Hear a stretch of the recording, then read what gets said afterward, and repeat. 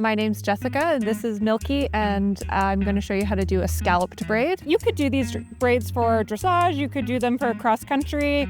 In a pinch on a long mane, I have done them for a hunter show. They are a neat and tidy braid. You see a lot of Iberian horses, a lot of dressage horses done this way. If someone's presenting a stallion, sometimes they'll put the barn's ribbons in it. So this is a bit of a fashion braid. You can really customize this however you want. It works really well with a long mane like Milky has.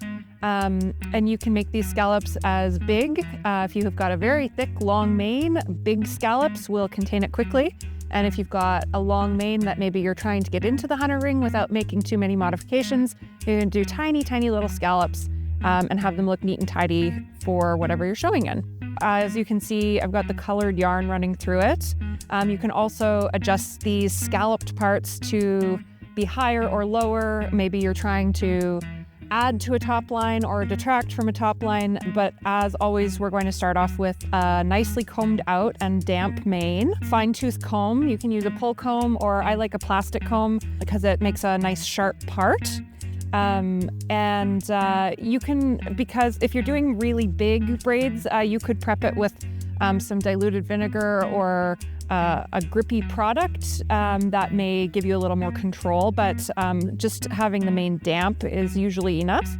I am going to tie these off with yarn. If you're wanting to, customize them and make them very fancy, you can use colored yarn, you can use ribbon, but these can also be just tied off with an elastic band. There's really no gain to using the yarn except that that's what I do.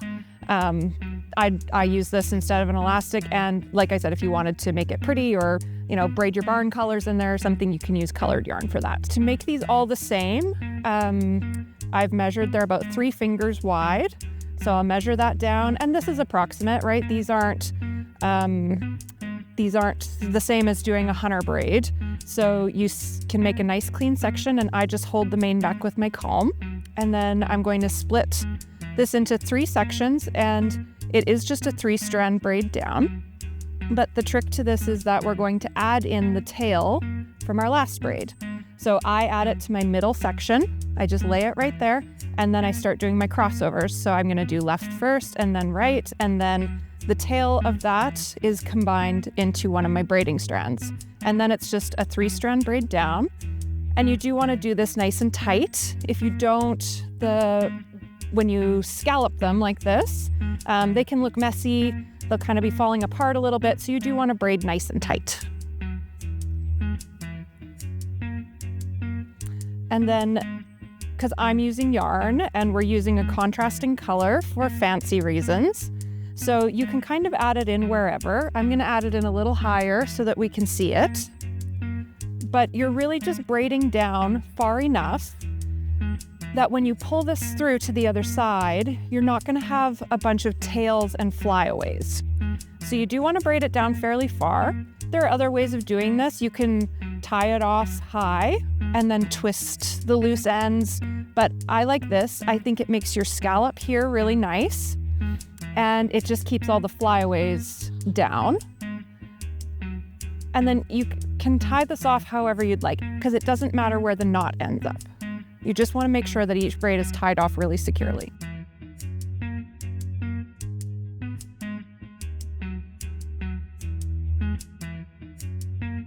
Then I'm going to take my latch hook, and the same as a hunter braid, you want to go right down the middle and put your yarn in there, close your latch hook and pull it up. And then you want to measure and make sure that each pull up is the same. They should all run in a nice straight line.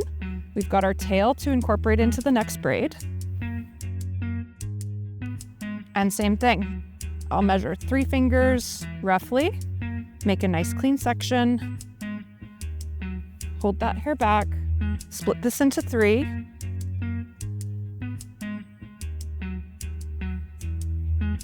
lay my tail down into my middle section, and then begin my 3-strand braid.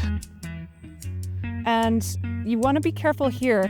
So this could very easily be too bubbly as opposed to the other ones.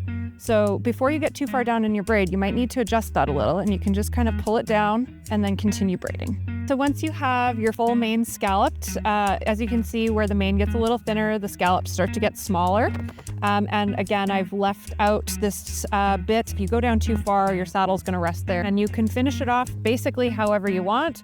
I am just going to pull it through, and I'm gonna make sure that the tail stays underneath, but I'm gonna bring the yarn up kind of like you would for a hunter braid. And then I'm just gonna make sure that that tail goes through the loop, and I'm gonna tie it off.